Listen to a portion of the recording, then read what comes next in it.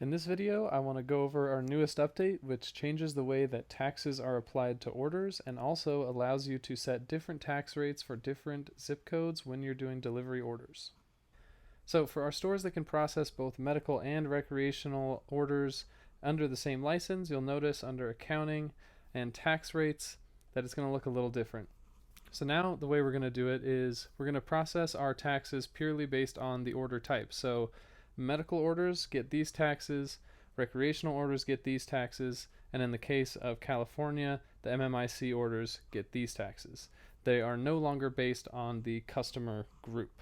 When we pushed this update, we took all of your existing tax rates and we moved them over into this new structure, so everything will already be set up for you except for your delivery tax groups. For our stores that only process medical or only process recreational orders, you will notice no difference in the way that your taxes are set up. However, you will still have access to the delivery zip code feature. So with this update, you can also set different tax rates for different delivery zip codes. So you can see I have a couple examples set up here. This is a recreational order in LA City. It's triggered by this zip code 90210 and that will receive this tax rate.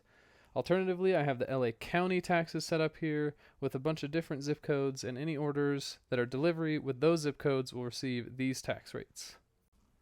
To set one of these delivery tax groups up, all you'll do is hit this plus. You'll want to name it. You're going to select the type, and you'll enter a couple different zip codes.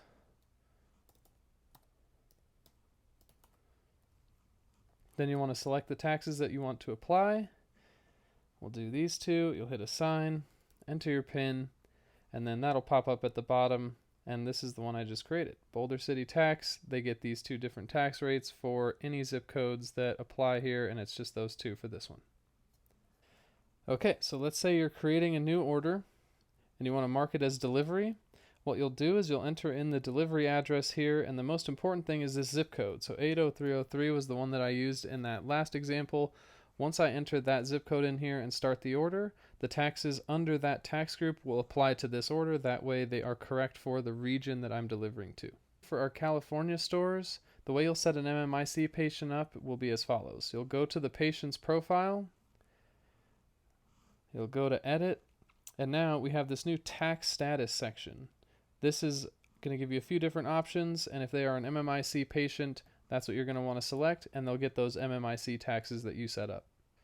All of the patients in California that were part of an MMIC customer group, we went ahead and assigned them the MMIC tax status, so you'll be all good to go there. However, moving forward, any new patients you get that are MMIC, you will need to set that here with the tax status.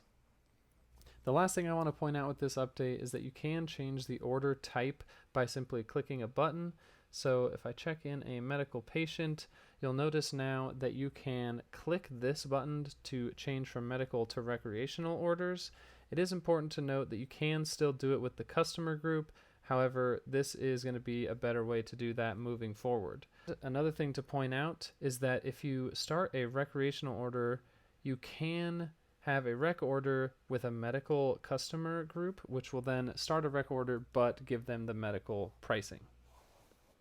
You can also toggle the order type from the terminal screen. So if you are trying to start an order here, you can click this button in the same way, and that'll change the order from medical to recreational. Again, you're going to want to pay attention to the customer group because that will affect the pricing of the order. And as always, if you have any questions about this update, please feel free to call us.